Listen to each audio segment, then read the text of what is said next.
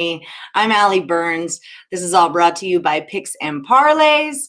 I've got some good ones today, I think. I was up late doing work last night on some of the smaller schools, and I'm feeling good about it.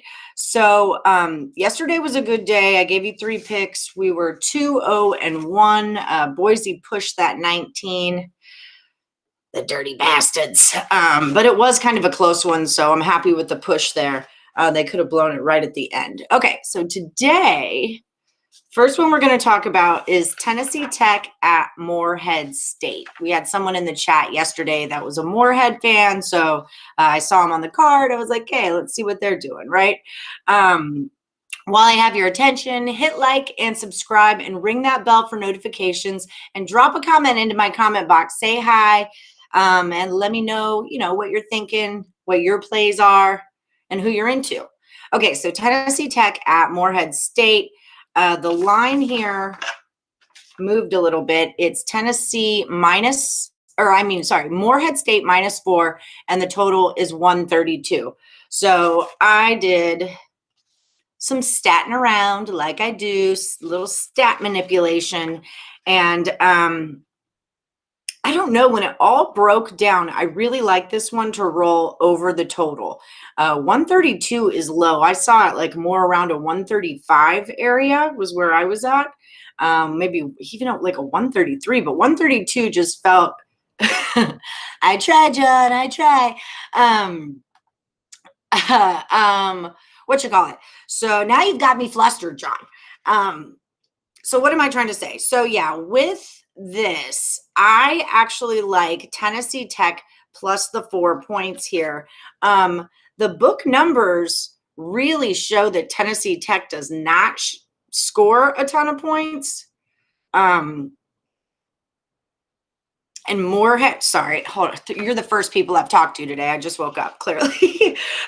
So yeah, when you manipulate the stats, the difference between them is really only about 6. That's the number that I keep getting to. But the way that I've seen Morehead in the past few games, I just feel like, I don't know. I like Tennessee here. I really do. But even more importantly, my biggest play on this is that I like it to go over. Okay, so over the 132, I'm showing Morehead State's total average is around 134. Tennessee Tech's total average away when they're on the road and not playing an elite school is around 145. Morehead, yeah, at home, no big school, 134. So that's just telling me over. So that's the way that we are going to go with that. Morehead and the over. Okay, so this next one I really liked a lot. It's Montana State at Northern Colorado. I actually bet this last night because I liked it so much and I was afraid that it would go down. I should actually double check that number. Oh no, I did already. Never mind. Sorry. Okay, so Montana State, this one was a good one for the way that I do my stats, right? So when I take stats, I take out any D2 schools. I take out any overtime scores. I only go based on regulation. And so Montana State had a D2, and they had an overtime against Pacific. North Colorado had 2 D2s. And their last 4 games all went under. So here's the thing. The sports book, if you look at their sheets, right, we always talk about look at the sheets on the sports book. They're saying that Montana State is averaging 81 points a game, all right? Well, here's the deal. They played UNLV first game of the season and blew them out of the water, 91-78, all right? This is not a team that scores 91 points on a regular basis, though. Plus their D2 score, plus when they played, I think it was Montana Western, which is like right at D2 level also, they scored 96 points there, right? Those 2 numbers just blow the stat out of the water. So when you take them out, that 81 that they score a game goes down to 73 a game, right? That's a pretty decent jump. Now, when you just average them away, the 81 goes to a 67 when you take out UNLV and Washington State, which are the bigger ones. So I think this is an underplay. Same with North Colorado. The book says they score 66 points, but if you take out their 2 D2s, they only score 60.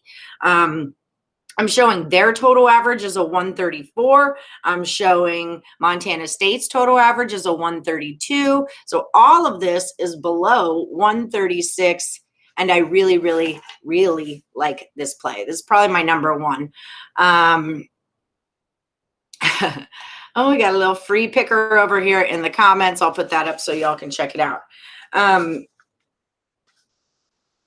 If I had to take a side in this, I mean, I would rather take points before I laid points with Montana State.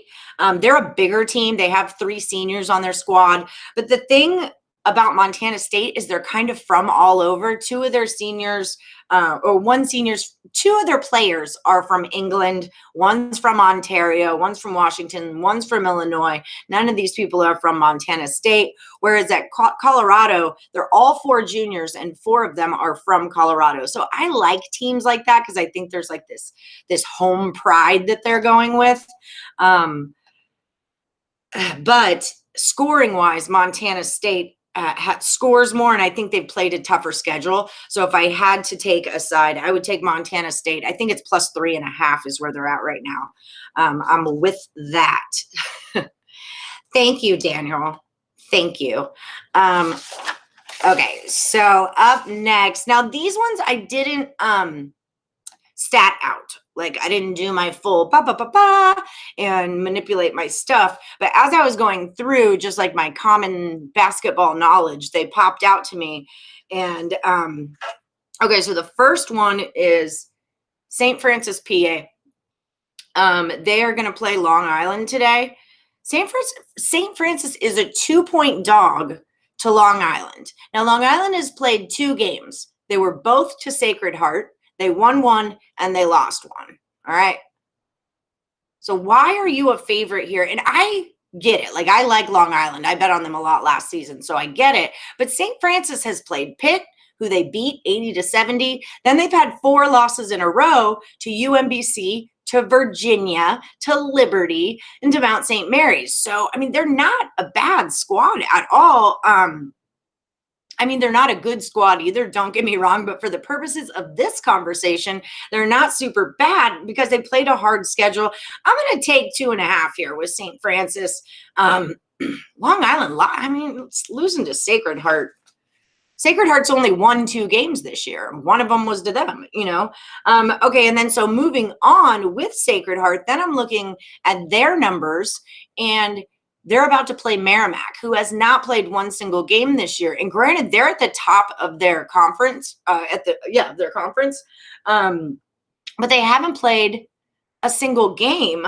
And Sacred Heart is getting 4.5 points to Merrimack. They're just coming off a double overtime win against Wagner. So that's showing me they want to play. They've got some heart. You know, they're rolling along right now.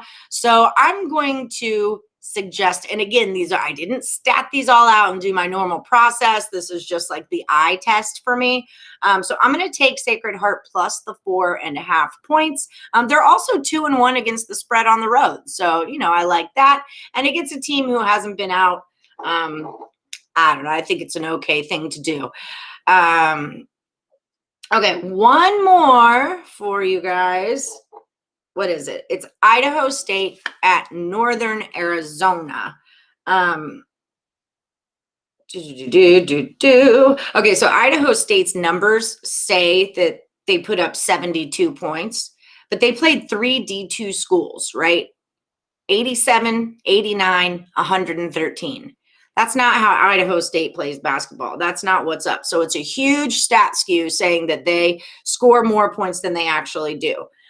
Northern Arizona, on the other hand, and I cashed on them a lot last season. They were like a real fast 3-point shooting team, and I liked them a lot. And they're still those same guys. And this year they're playing a way tougher schedule. So Northern Arizona's already played regular Arizona, Colorado State, who's pretty good this season.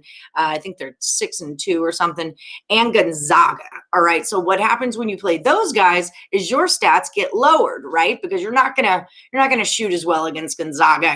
All that stuff is gonna go down. Whereas Idaho State playing 3D2s, all their stuff is going to go up. So I'm saying get on Northern Arizona minus the 2 points here. That's my play on that. I just think, well, I just told you, right? It's all the stuff I just said. Yeah, tougher schedule. Stats are skewed. I'm going to lay that 2 points with them. Okay, so that's where I'm at today on my college basketball. What else was there? Oh, don't forget, like, subscribe, ring the bell for notifications, drop a comment into the comment box. Even if it's over, we do go back through our comments and look at what you guys are talking. My hair is a hot mess, y'all. Just a hot, hot mess. Okay, but I digress. Yeah, and ring the bell for notifications, drop comments into the comment box. And then don't forget, we've got total chaos going on like all week. Last night we did college basketball. For some reason, the feed snipped out, but there's still 4 picks on there from Dan Kaiser and Craig Trapp. So search in your YouTube, total chaos picks and parlays, and they'll all pop up. Tonight we're doing NBA total chaos with Nick Parsons and Sean Higgs. Tomorrow night we're doing NFL total chaos for the wild card weekend.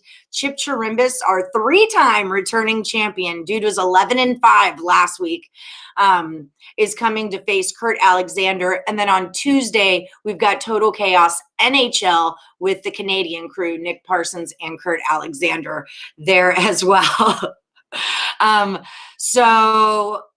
So that's what's going on at the site. I hope that you guys cash some tickets. We did well yesterday, guys. I'm rolling along. I had that one bad day. I was 4-6 in the Big South, came back on Tuesday, beat the Big South. And that was a very big win for me, 5-2. Yesterday, we hit the Mountain West for 2-0-1. And today I'm doing a little hodgepodge, a little potpourri of basketball conferences for y'all. All right, so let's cash some tickets. Craig Trapp's free pick video is coming up very soon, so keep an eye on your notifications for that. All right, guys, until tomorrow, I'll see you soon. Like, subscribe, ring the bell, and follow me on Twitter at @PlusMoneyHoney. Bye, y'all.